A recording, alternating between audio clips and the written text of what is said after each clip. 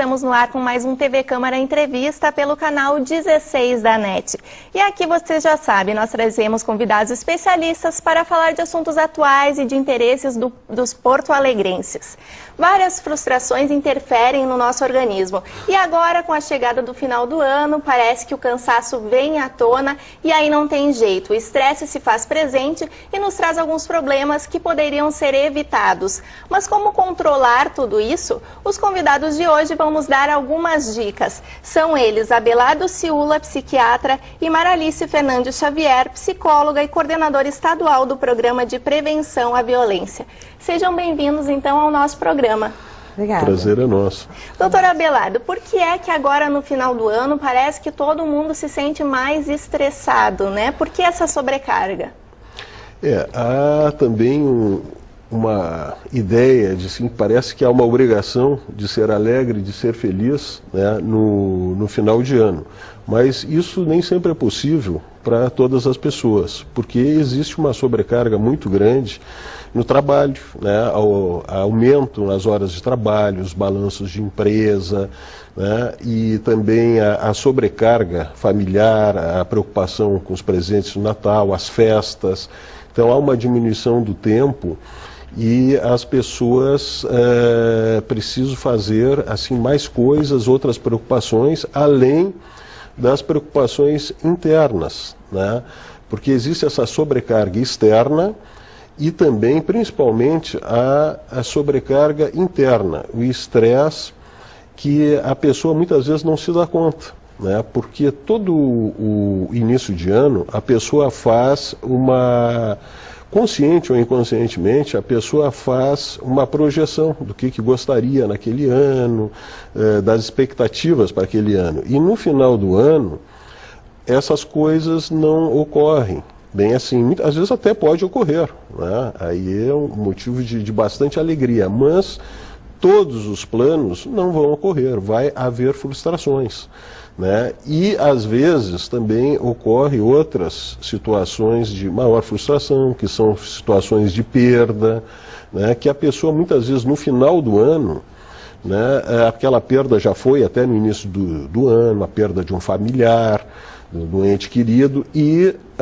no final do ano a pessoa pensa que até já superou, mas não superou ainda, inconscientemente não superou, então dá uma certa depressão quando começam as festas de Natal, que é o primeiro Natal, que a pessoa não vai passar com aquele familiar, né? E outras situações que também ocorrem no fim do ano, que são de sobrecarga, que são as situações que as pessoas resolvem muitas vezes decidir a sua vida, que a maioria dos casamentos é no fim do ano, as separações, os divórcios no fim do ano, parece que há um fechamento de balanço também emocional, né?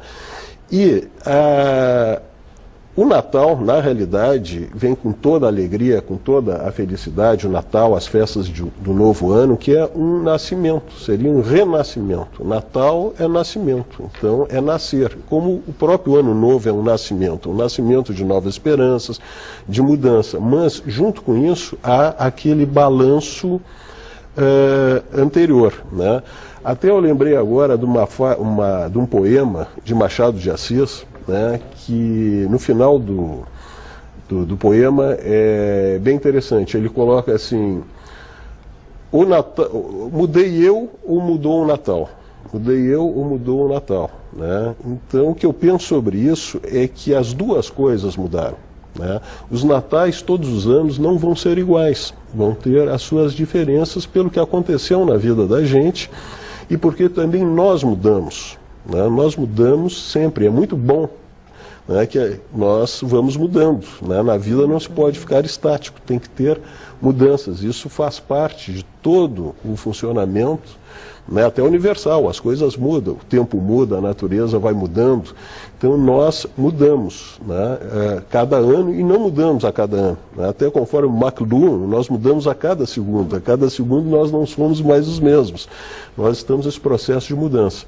Mas esse processo de mudança no final do ano, o que ocorre é isto, são essas ansiedades, esses estresses que muitas vezes a pessoa não está consciente e é importante se conscientizar dessa situação no final do ano, porque o primeiro passo é a conscientização. Com a conscientização, o que está me deixando mais ansioso ou mais deprimido, a pessoa aí identificando pode mudar o humor. Mudar o humor e, se a pessoa se deprimiu, entender que se deprimiu, que a causa daquela tristeza é esta ou aquela situação, está ansioso por este ou aquele problema, até principalmente das festas, os gastos de festa, tantas coisas que pode levar as pessoas a se preocuparem. Então, a pessoa identificando o problema é o primeiro passo, que aí vai mudar o afeto e vai mudar também a conduta, que é muito importante. A conduta na época de Natal muitas vezes muda. Então as pessoas pela ansiedade vão buscar um paliativo que infelizmente às vezes as pessoas bebem, bebem mais nesse período de festa, porque também estão mais angustiados, há uma certa euforia, que a euforia não deixa de ser uma depressão, é uma negação de todos os problemas, então a pessoa fica eufórico e muitas vezes pode abusar numa bebida de álcool que passa a ter outros problemas, além dos problemas que a pessoa tem, ela soma mais problemas pelas consequências que isso pode acarretar. Pensando que vai resolver e na verdade está criando outros problemas. E tem várias maneiras também de a pessoa enfrentar essa situação de fim do ano. Um dos problemas é a solidão. Pessoas que se separaram, pessoas divorciadas, pessoas que tiveram perdas, pessoas que, por N motivos, e podem estar até sozinhas, e tem pessoas que não lidam bem com a solidão. A maioria das pessoas não lida bem com a solidão. Como diz ali a Luft, a solidão é um deserto muito árido para se percorrer sozinho.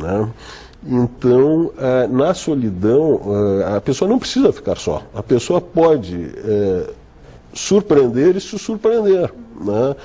Ligar para uma pessoa amiga que não vê há muito tempo, procurar pessoas nesse período. E se a pessoa não tem para quem recorrer, ela pode também, nessa época do ano, muitas associações que fazem ajuda, caridade, a pessoa pode participar disso, porque ela vai ajudar, ela vai estar dando para quem precisa e também vai receber por esse ato que ela está fazendo, e ela está participando do contexto, ela não está isolada. Então, esses são aspectos também de como lidar com essa depressão. Mas, a princípio, assim, prevenir seria se conscientizar do que está ocorrendo. Muitas vezes a pessoa consegue parar, pensar, mas por que eu estou mais tenso, mais preocupado? E identifica, E se a pessoa às vezes não consegue identificar, às vezes conversando com uma pessoa próxima, um amigo, um familiar, e se não tem, aí buscar uma ajuda profissional, que estão aí para isso, para dar esse apoio, Maralice, para se conscientizar, então, como o doutor estava dizendo, é preciso fazer uma autoavaliação, Como é que tu sugere esse processo para as pessoas se darem conta do que está acontecendo com elas? Sim, é um momento, Cristiane, de acerto de contas consigo mesmo, O doutor Silva estava comentando, é um fechamento de ano, é uma avaliação individual, e de grupo, porque tem um final de ano de muitas cobranças, Na própria infância tem a questão do final de ano escolar, na adolescência vestibular, datas importantes. Então, é uma autoavaliação importante de avaliar o que foi planejado para esse ano, E quanto mais de acordo, com a realidade, poder planejar o próximo ano, menos estressante vai ser o final, por ter se dado conta de que nesse acerto de contas não ficou um saldo tão negativo, Em função de que se propôs algo que não conseguiria atingir, Então é um momento de muito, é muito interno, como disse o doutor Ciula, e também de grupo, de como a sociedade está vendo isso, a questão de fugas, o álcool mesmo, a bebida, bebida é uma coisa bem importante, porque é um momento de se ressarcir, né, de se diminuir a ansiedade, buscando requisitos e subsídios que nem sempre são os mais adequados, né? Até em formas de prevenção de estresse a gente fala muito os bons hábitos, né, a atividade física, ter todo um cronograma, um planejamento para não chegar nessa época tão, né, estressado, tão envolvido com consequências muito mais sérias, né? E quais seriam os sintomas do estresse? Como identificá-lo, doutor Ciula? O estresse, ele tem sintomas semelhantes da ansiedade, os sintomas de luta e fuga, são sintomas bem primários no funcionamento cerebral, né? Toda a situação, como existe uma sobrecarga externa, uma preocupação, um receio e muitas vezes também uma sobrecarga interna, preocupações próprias, desencadeia no sistema nervoso, né, simpático, desencadeia reações, às vezes até a pessoa pode ter palpitação, suor frio, angústia, como se fosse uma defesa para se preparar para uma luta, né? E isto aí também geram, também muitas vezes, esses sintomas, não é só um desconforto da ansiedade, das preocupações, que é um sintoma de ansiedade, a pessoa se ocupar antes com muitas coisas que acha que vai acontecer, mas também a somatização.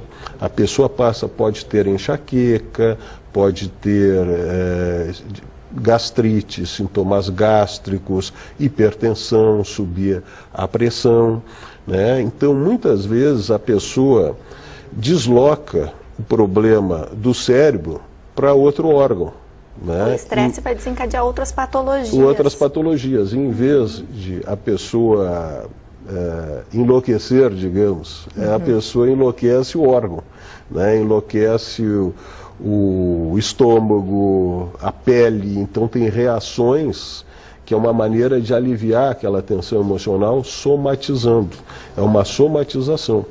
E interessante que isso também já ocorre até a gente ver que o estresse ocorre também em crianças e adolescentes. Hoje em dia tem crianças que têm agendas de executivo, que não é bom.